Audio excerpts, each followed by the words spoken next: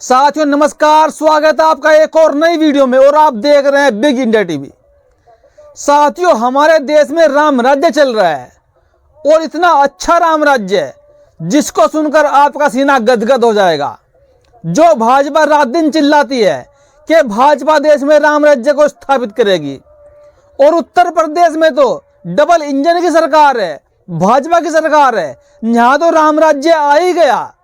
लेकिन भाजपा के इस राम राज्य में लगातार हर रोज नई नई खबरें दलितों, पिछड़ों, आदिवासियों, मुस्लिमों के ऊपर अत्याचार की रोज छपती है।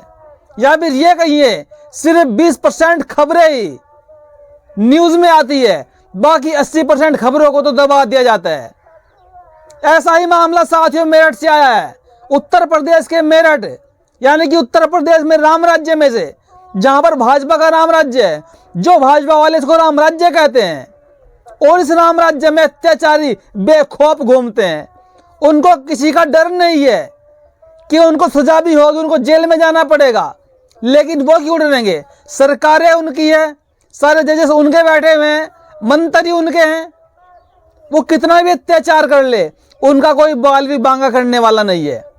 मेरठ के अंदर 12वीं कक्षा के एक दलित छात्र को 7 युवकों ने पहले बंधक बनाया, फिर उसको बेरहमी से पीटा। जब उनका पीटने के बाद मन नहीं भरा, फिर उसके ऊपर पेशाब किया गया और एक साथी ने उनके वीडियो बनाई और फिर उस वीडियो को वायरल कर दिया गया। और आज ये वीडियो धड़ल्ले से वायरल की जा रही है देश के अंदर। लेकिन खबर ऐसी आ रही है कि उन 7 के 7 आरोपियों के खिलाफ FIR दर्ज हो चुकी है और एक को गिरफ्तार कर लिया गया है। मैं तो ये कहता हूं कि खाली गिरफ्तार करने से कुछ नहीं होता, FIR से कुछ नहीं होता।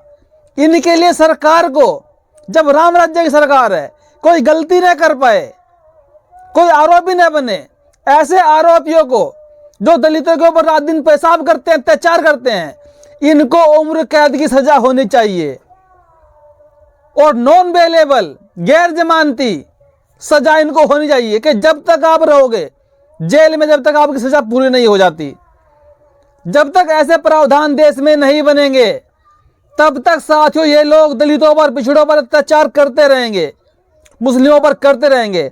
ऐसा ही एक मामला साथियों गुजरात से आया है।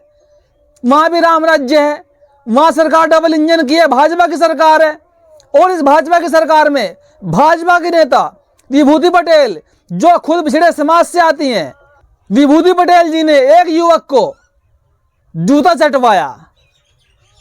भाजपा का राम राज्य आप देख रहे हैं ना कि भाजपा के ही नेता युवक को जूते चटवा रहे हैं, तो इससे अच्छा राम राज्य और आपको क्या मिलेगा? आप भाजपा को 20 साल और रोक के रखिए, फिर कभी ना कभी आपका भी मौका आ ही जाएगा, आपको भी जूता चाटना पड़ जाएगा, क्योंकि आप इसको भगाना नहीं चाहते हैं। इस भाजपा के राज में, डबल इंजन की सरकार में रात दिन दलितों पर अत्याचार हो रहे हैं। मध्य प्रदेश में देख लो, उत्तर प्रदेश में देख लो, गुजरात में देख लो, इन पिछले 9 साल के आंकड़ों को उठाकर देख लो।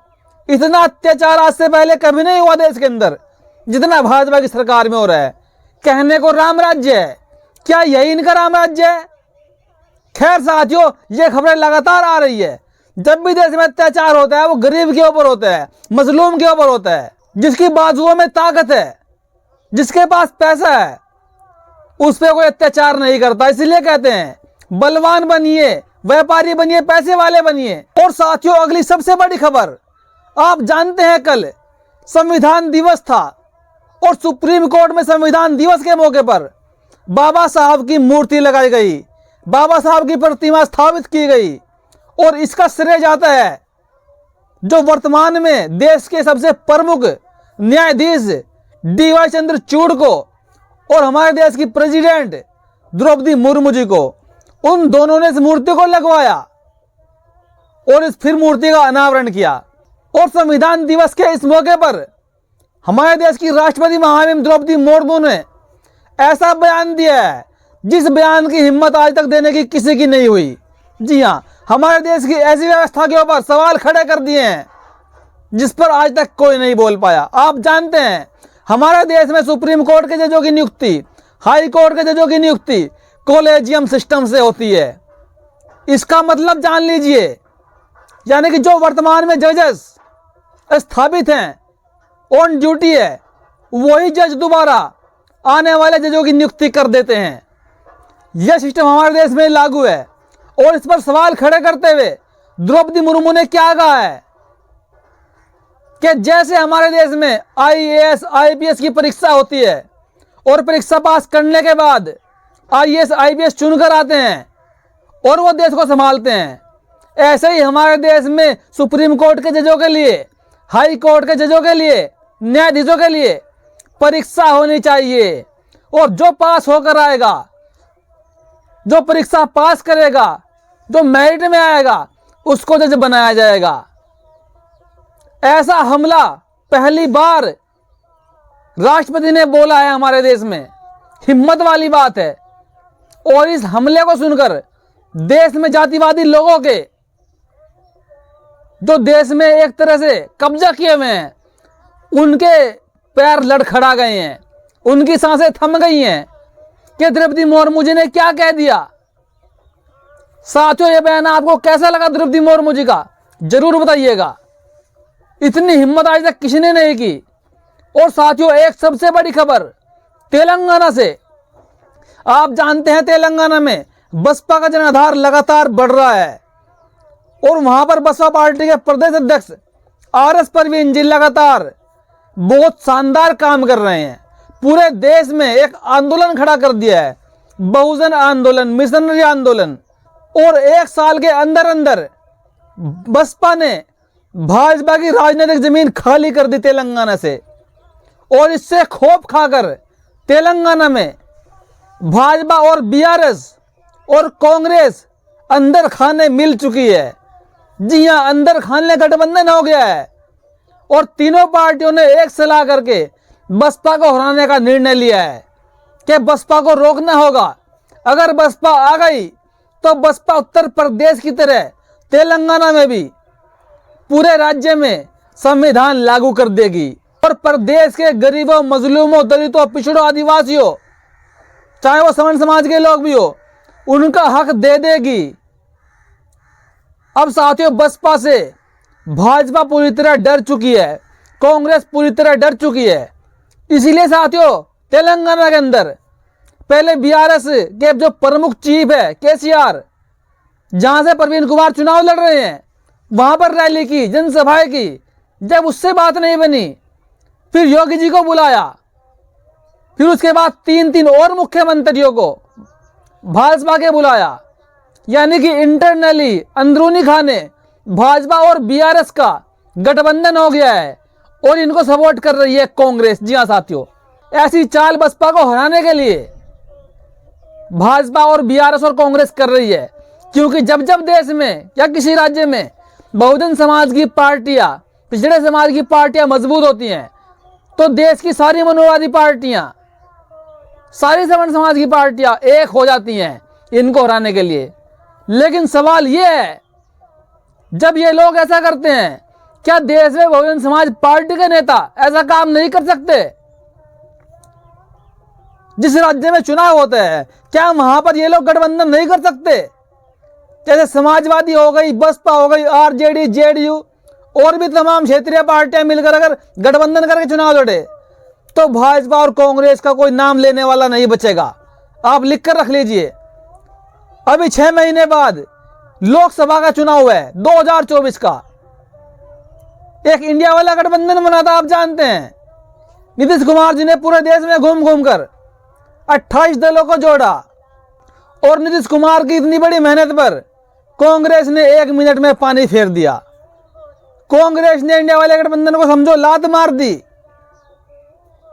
यानी कि आप समझ सकते हैं, कांग्रेस नहीं चाहती कि देश में भाजपा के खिलाफ गठबंधन हो और देश के बहुजन समाज के नेता सरकार में हिस्सेदारी में आए और वो अपनी राय रखे।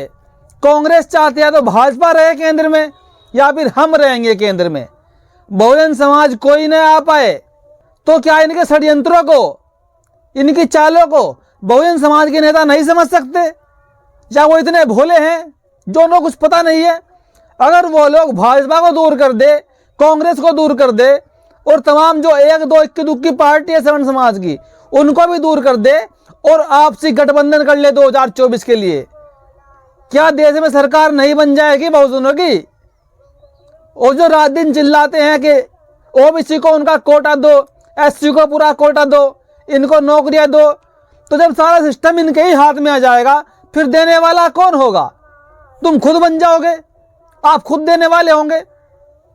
तो आपकी भलाई इसी में है। 2024 में ही सही, इस बार सुनहरा मौका है, बहुजनों की सरकार बन सकती है, अपना प्रधानमंत्री बन सकता है। सबको गठबंधन करना चाहिए मिलके और कांग्रेस और भाजपा को साइड कर देना चाहिए और फिर देखिए देश में धमाल कैसा होता है। सरकार आपकी होगी, सत्ता आपके पास होगी, आप लोगों के अधिकार देने में लग जाओगे, फिर आपको अधिकार किसी से मांगने नहीं पड़ेंगे, क्योंकि आप संविधानवादी लोग हैं, आप संविधान को लेकर चलते हो। और आप क्या कर रहे हो? जो लोग संविधान को खत्म करना चाहते हैं आप उनको आगे लेकर चल रहे हो कि साहब आओ हम आपके पीछे चलेंगे, आप आगे आगे हो लीजिए। कब तक ऐसा काम करोगे? किसी के पीछे मत चलो, उन लोगों को अपने पीछे लगाओ, क्योंकि उनके पास वोट बैंक नहीं है, वोट बैंक आपके पास है। किसी विद्वान ने कहा है कि भाजपा कांग्रेस इनके पास वोट बैंक नहीं है, ये वोट बैंक वाली पार्टी नहीं है, ये पैसे वाली पार्टी, इनके पास पैसा है। वरना आप देख लीजिए जातिगत सर्वे आ गया बिहार का, पूरे देश में करवा लीजिए, पूरे देश में मुश्किल से 15% वोट बैंक सवर्ण समाज का है। और उस 15% में भी साथियों मुस्लिम सवर्ण समाज के लोग भी है, सिख सवर्ण समाज के लोग भी है, जैन धर्म के लोग भी है उस 15 में भी। तो इनका कितना परसेंट वोट होगा? 7-8% मुश्किल से पूरे देश में। बाकी 90% तो आपका ही है। और जब तक आप एकजुट नहीं होगे तब तक आपका उद्धार नहीं होने वाला। साथियों वीडियो को लाइक कीजिएगा, चैनल को सब्सक्राइब कीजिएगा और वीडियो को शेयर कीजिएगा और अपना कीमती कमेंट बॉक्स में जरूर कीजिएगा। वीडियो देखने के लिए धन्यवाद।